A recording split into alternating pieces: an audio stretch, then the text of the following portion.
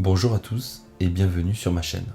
Aujourd'hui, nous allons plonger dans une époque fascinante de l'histoire de France, Napoléon Bonaparte.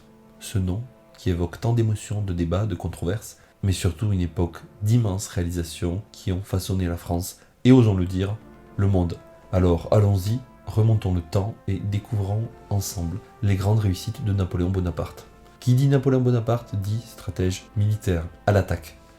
Au printemps 1796, Napoléon Bonaparte, encore inconnu, est nommé à la tête de l'armée d'Italie. Une troupe en lambeaux, sous-équipée, mal nourrie, les soldats sont plus proches de la déroute que de la victoire. Mais Napoléon, avec sa vision stratégique et sa détermination, ne voit pas un désastre, mais une opportunité. Il est immédiatement évident que Napoléon n'est pas un leader ordinaire. Il comprend que la victoire n'est pas seulement une question de canon et de baïonnettes, mais aussi de cœur et d'esprit. Il galvanise ses troupes avec des discours passionnés, leur promettant gloire et richesse. Il transforme l'armée d'Italie en une machine de guerre efficace et motivée. Napoléon démontre son génie tactique dès le début de la campagne. Il divise pour mieux régner, isolant les forces austro-piémontaises et les battant séparément. Une tactique qui deviendra sa marque de fabrique. À Montenotte, première bataille de la campagne, il surprend les Autrichiens et remporte une victoire cruciale.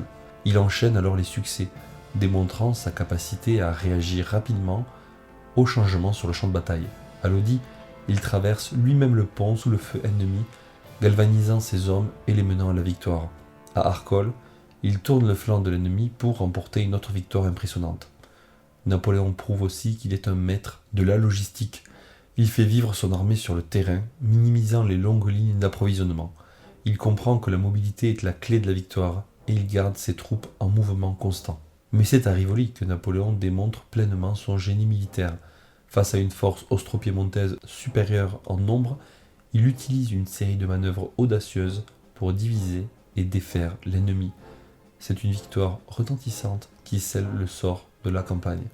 En un an, Napoléon transforme une armée en déroute en une force victorieuse, remportant la campagne d'Italie contre des adversaires bien plus puissants. Son génie stratégique, son leadership inspirant et sa maîtrise de la logistique sont la clé de sa victoire. Il devient le héros de la France, le vainqueur de l'Italie, le général dont le nom est sur toutes les lèvres. Napoléon Bonaparte a fait ses preuves, ce n'est que le début de son épopée. Maintenant, nous allons parler d'une autre de ses grandes réussites. Nous sommes en 1805. La troisième coalition contre la France est formée, comprenant la Grande-Bretagne, la Russie, l'Autriche et la Suède. Le plan initial est audacieux. Napoléon projette d'envahir la Grande-Bretagne, mère de toutes les coalitions. Mais lorsque l'Autriche entre en guerre et avance rapidement vers le Rhin, Napoléon se doit de réagir. Délaissant son plan d'invasion de l'Angleterre, Napoléon déplace rapidement ses forces, sa grande armée, vers l'est pour contrer la menace autrichienne. Sa rapidité est stupéfiante. En moins d'un mois, il parvient à déplacer 200 000 hommes de la Manche au Rhin, une prouesse logistique inégalée à l'époque. Le 20 octobre, Napoléon et ses troupes rencontrent les Autrichiens à Ulm. Grâce à une manœuvre stratégique brillante, il encercle l'armée autrichienne et la force à capituler sans combat sérieux.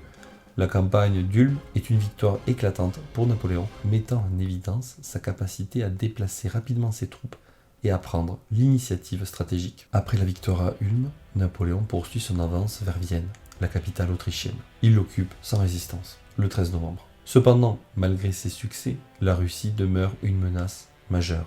La grande armée de Napoléon continue son avance vers l'Est à la rencontre des Russes. Le 2 décembre, les deux armées se rencontrent sur le champ de bataille d'Austerlitz. Napoléon, face à une force combinée austro-russe supérieure en nombre, utilise sa compréhension supérieure de la stratégie et de la tactique pour l'emporter.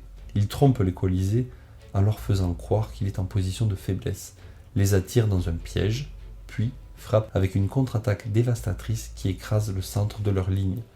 La victoire à Austerlitz est un chef-d'œuvre de stratégie militaire, consacré à Napoléon comme l'un des plus grands généraux de l'histoire. La campagne qui y conduit, depuis la réaction rapide au mouvement autrichien jusqu'à l'encerclement et la capitulation d'Ulm, puis la prise de Vienne et enfin la victoire décisive à Austerlitz, démontre l'incroyable aptitude de Napoléon à la stratégie, à la tactique, à la logistique et au leadership. C'est un triomphe total qui met en évidence les formidables qualités militaires de Napoléon. La troisième grande réussite militaire de Napoléon Bonaparte, c'est la campagne de France de 1814, qui est considérée comme l'un des chefs-d'œuvre stratégiques de Napoléon, malgré le fait qu'elle ait finalement abouti à sa première abdication. À ce moment-là, Napoléon était considérablement affaibli par la désastreuse campagne de Russie et la défaite à la bataille des nations de Leipzig, qui était la conclusion de la campagne d'Allemagne, où les Français, inférieurs en nombre, vont être refoulés et devront se battre face à l'invasion de la France. Donc la France était envahie par une coalition de forces alliées comprenant l'Autriche, la Prusse, la Russie et la Suède, avec seulement 70 000 hommes pour défendre la France contre une armée de plus de 200 000 soldats. La situation semblait désespérée. Cependant, Napoléon a mené une campagne défensive audacieuse et brillante de manœuvres sur les arrières et de division pour mieux régner. Il a réussi à diviser les forces alliées, les attaque séparément et remporte une série de victoires impressionnantes à Champaubert, Montmirail, Château-Thierry et Vauchamp. Malgré cette brillante campagne défensive, les forces étaient trop inégales et Paris finit par tomber aux mains des Alliés. Napoléon abdiqua et fut exilé à l'île d'Elbe. Mais même dans la défaite, la campagne de France démontre le génie tactique de Napoléon, son incroyable résilience et sa capacité à inspirer ses troupes dans des situations apparemment désespérées. Napoléon se distingue aussi par des réussites économiques et politiques. Tout d'abord en tant que premier consul puis comme empereur, il a entrepris une série de réformes politiques et administratives majeures qui ont transformé la France. L'une des premières tâches de Napoléon fut de stabiliser le gouvernement français qui avait été secoué par les convulsions de la Révolution française. Pour ce faire, il a centralisé le gouvernement, instaurant un contrôle fort et direct depuis Paris sur le reste du pays. Napoléon a modernisé l'administration publique en mettant l'accent sur le mérite plutôt que sur la naissance ou la fortune. Il a mis en place un système de concours pour recruter des fonctionnaires compétents et a créé la Légion d'honneur pour récompenser le service public exceptionnel. Cependant, l'une des réalisations les plus durables de Napoléon est sans doute le Code civil ou Code Napoléon, qui a fondamentalement réformé le droit civil français. Le Code civil a établi une série de lois claires et compréhensibles qui régissaient les droits et les devoirs des citoyens dans des domaines tels que la propriété, le contrat, la famille et la succession.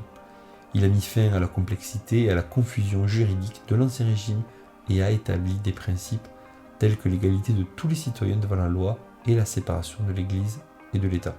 Le Code de Napoléon n'a pas seulement révolutionné le droit français, il a également eu une influence profonde et durable sur le droit civil dans le monde entier. De nombreux pays, notamment en Europe et en Amérique latine, ont adopté des codes civils basés sur le modèle du Code Napoléon. Ainsi, les réformes de Napoléon ont non seulement transformé la France, mais également eu un impact mondial. Prenons un autre exemple, la création de la Banque de France en 1800, qui a été une étape cruciale pour stabiliser l'économie française qui était en lambeaux après la Révolution.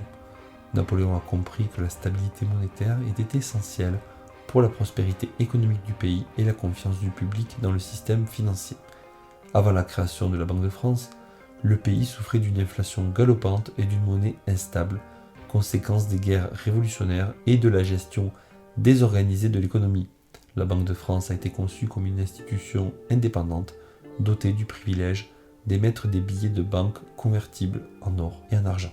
Sous la direction de Napoléon, la banque a mis en place un système monétaire moderne, émis des billets de banque standardisés et contrôlé la masse monétaire pour lutter contre l'inflation.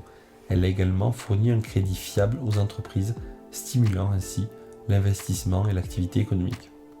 La création de la Banque de France a permis à Napoléon de financer ses ambitions militaires et politiques tout en soutenant la croissance économique. Par-dessus tout, elle a instauré une confiance et une stabilité financière qui ont posé les bases d'une économie française moderne et dynamique. Napoléon Bonaparte, par son génie militaire, son sens politique et ses réformes radicales, est devenu une figure historique incontournable.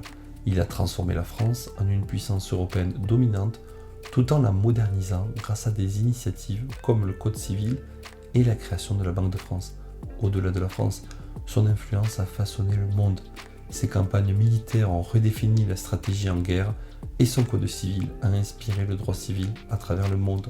Sa capacité à mener et à inspirer, malgré des défis immenses, fait de lui un personnage emblématique de l'histoire, respecté et étudié jusqu'à aujourd'hui. La plus grande réussite de Napoléon est donc peut-être sa place durable dans l'histoire mondiale. Je vous remercie pour votre attention. Je vous invite à commenter, à aimer à partager et surtout à vous abonner et ne pas oublier d'activer la petite cloche de notification.